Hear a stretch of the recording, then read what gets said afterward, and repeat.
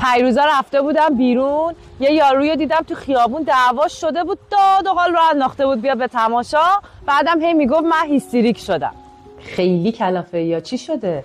چه میدونم والا، عصبی اینا میشن، جیغ و داد میکنن، دست و بالشون میگیره. بعدم هی میگن که ما هیستریک شدیم، خارجی و قلمبه سلمبه حرف میزنن. والا ما که نمیفهمیم یعنی چی. میدونستی روانشناسی هیستریا رو یک نوع ساختار شخصیت میدونه و نه بیماری؟ هی بابا جدی میگی؟ میشه یکم راجبش به منم توضیح بدی؟ آره حتما، چرا که نه. وایسا تا برات بگم. خود کلمه هیستریا از زبان یونانی گرفته شده به معنی رحم.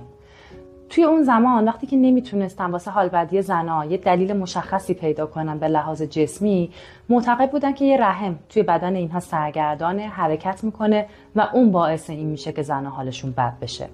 حالا ارتباط بین هیستریا، رحم و زنانگی چیه با هم دیگه واقعا؟ این موضوعیه که روانکاوا راجع بهش زیاد حرف زدن، خصوصا روانکاوایی که بعد از فروید آمدن و سعی کردن که روان انسان رو بررسی بکنن. یک کسی مثل خانم کریستیوا، یک کسی مثل نانسی مکویلیامز اومدن و گفتن که خب ما اصلا چرا هیستری رو یک چیز زنانه‌ای میدونیم و هر جا که راجع بهش داره بحث میشه بیشتر داره در مورد زنها صحبت میشه، نه اینکه راجع به مردها نباشه، ولی انگار بیشتر اینو یک اون زمان که بیماری میدونستن یک بیماری زنانه میدونستن و بعد توی ساختار شخصیتی هم انگار یک همچین نگاهی بهش دارن. خانم کریستیوا معتقد بود که ما وقتی که داریم یک ساختار شخصیتی رو بررسی میکنیم، اون رو میخونیمش، اون رو میفهمیمش، اون رو بعد بیایم تو بستر جامعه بررسیش بکنیم و تو دل اون فرهنگی که داره رشد میگیره انگار که بخوایم بیایم اندازه‌گیریش کنیم و بفهمیم که چه اتفاقی داره میفته. چرا هیستریا رو بیشتر به زنها نسبت میدادن؟ به دلیل اینکه معتقد بودن که هیستریا یک جور واکنشیه که زنها نسبت به جامعه مردسالار خودشون داشتن و زنها در طول تاریخ انگار که بیشتر تحت فشار بودن برای اینکه بخوان با امیال خودشون، آرزوهای خودشون و وجود خودشون بخوان یک ارتباطی داشته باشن، بیشتر مجبور بودن سانسور کنن، بیشتر مجبور بودن پنهانکاری بکنن و این در واقع هیستریک بودن و هیستریا یک نوع پاسخی از جانب زنها نسبت به جامعهشون. بنابراین ما نمیتونیم که این موضوع رو بیایم خارج از در واقع بستر جامعه و فقط بیایم بین فردی بررسیش بکنیم. یک کسی یعنی نانسی مکویلیامز میگه که درسته که خیلی به فروید انتقاد میکنن که ذهن مرد سالاری داشته یا تئوری هایی که گفته فقط مردها رو در نظر گرفته، اما انصافا فروید کسی بود که اومد زنها رو جدی گرفت در ارتباط با هیستریا در اون زمان. با توجه به چیزهایی که به زنها میگفتن، کسی بود که اومد بررسی کرد ببینه این زنها واقعا چشونه، چه اتفاقی داره براشون میفته. حالا ماجرا از چه قرار بود؟ گفتم که میگفتن که زنها یه رحم سرگردانی دارن تو وجودشون که اون باعث میشه که شیطان در آنها حلول کنه. میکشتن زنها رو، میسوزوندن، فکر میکردن اینا گناهکارن، نجسن، کثیفن و خیلی اتفاقای اینجوری نسبت میدادن بهشون. شارکو یه روانپزشک فرانسوی بود که اومد هیستریا رو بررسیش کرد و گفتش که این شاید اختلال عصبیه، اصلا بیایم از این فضاها بیرون و اینو به شکلی که اختلال عصبی بررسیش کرد. سعی می‌کرد بیمارانش رو هیپنوتیزم کنه و کسایی که با علائم هیستریا میومدن پیشش رو بخواد که انگار بررسی‌های اینجوری روشون داشته باشه. حالا علائم هیستریا چی بود؟ مثلا یه کسی دستش فلج میشد، چشمش کور میشد، پاش از کار میافتاد، حواس پنجگانش رو از دست میداد بدون اینکه علت فیزیکی مشخصی داشته باشه، بدون اینکه جسمش آرزه‌ای رو در واقع تجربه کرده باشه، اما عوارض بیرونی و جسمانی داشتش. به خاطر همین پزشکان نمیتونستن درمانشون کنن و میگفتن که خب پس حتما شیطان در اینها حلول کرده. بعد از شارکو، بروئر و فروید میان توی صحنه در واقع نمایش، انگار که بیان راجع به اینا حرف بزنن، بررسی کنن، ببینن چه خبره. 5 تا کیس رو این دو نفر با هم دیگه بررسی کردن مفصل توی یه کتابی درباره هیستریا نوشتن و چاپ کردن. معروف ترین کیسی رو که راجبش کار کردن یه خانمی بوده به اسم آنا او یا برتا پاپنهایم که شرح مفصل گزارشش توی کتابی که در واقع برای ما به یادگار گذاشتن هست. بروئر معتقد بود که مریضا باید هیپنوتیزم کنه. مریضا وقتی یه سری خاطراتشون یادشون میاد، علائمشون هم از بین میره و اسم این رو تخلیه هیجانی گذاشته بود. فروید بعدها اومد بررسی دقیق تری کرد و گفتش که یه سری از خاطرات که یادشون میاد و مهمه این چه خاطراتی هستن. این خاطرات یه سری خاطرات سرکوب شده و ممنوعه هستن. یعنی یه آدمی توی یه موقعیتی یک میل سرکوب شده یا یک میل ممنوعه رو تجربه میکنه و برای اینکه تبعات این تجربه کردن به لحاظ اجتماعی فرهنگی انقدر برای سنگینه که این رو از دسترس آگاهیش دور میکنه، خفش میکنه، میبره پنهانش میکنه و خودش رو با علائم جسمانی نشون میده. یعنی فروید معتقد بود که ما وقتی راجع به هیستری حرف میزنیم داریم راجع به یک جور زبان ناخودآگاه حرف میزنیم، نه فقط بیماری.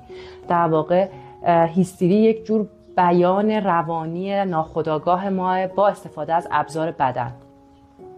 و معتقد بود که خب این خاطره هایی هستن که تراماتیکن برای روان و خیلی ممنوعن. مثلا یه دختری داره از پدرش مراقبت میکنه، بعد هم موقع دلش میخواد بره بیرون، بره بدوه، بره تو دشت و بیابون و هم موقع باش فلج میشه. یعنی این احساس گناه انقدر در اون شدیده و این میل به ترک کردن پدر، عصبانیتش از پدر که اصلا تو چرا مریضی، این انقدر توش احساس گناه ایجاد میکنه که این میل درجا سرکوب میشه و پاش رو از دست میده.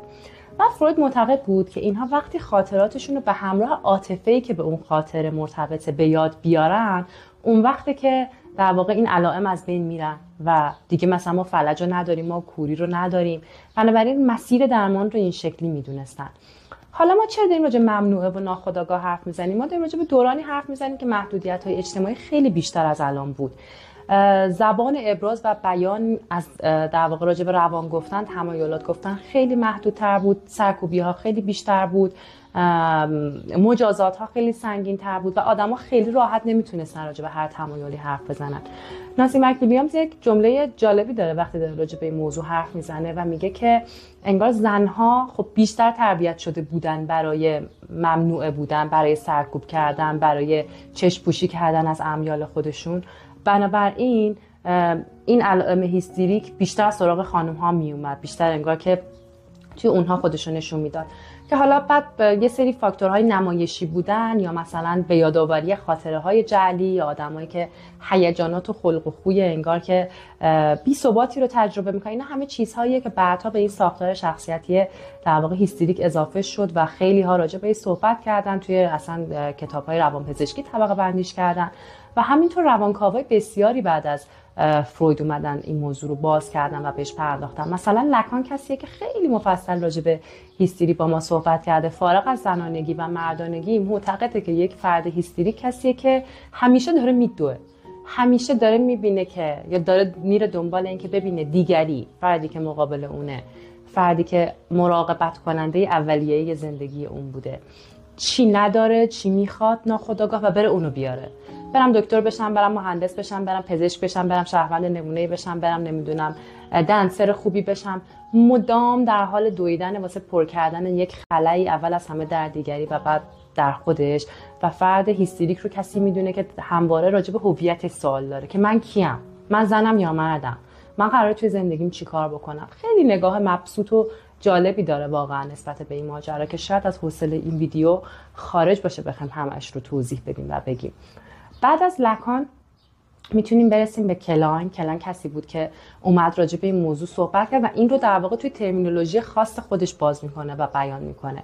اگر بخوایم وارد تئوری کلاین بشیم الان خب خیلی باید حرف بزنیم، شاید از همچنان حوصله این بحث خارج باشه، اما به طور خیلی خلاصه میدونیم که کلاین میاد از مواضعی حرف میزنه به اسم پارانوید اسکیزوئید توی نوزاد که وقتی به دنیا میاد داره اینها رو با جهان خودش تجربه میکنه و هرچی در واقع بین این دو موضع عدم توازن بیشتر باشه، هرچی بچه بین عشق و نفرت بیشتر در نوسان باشه، هرچی که نسبت با مراقب اولیه خودش ناامنی بیشتری رو تجربه کرده باشه، انگار که این فاکتورهای هیستریک موندن و توی در واقع این موضع موندن توش پررنگ‌تره و قوی‌تره.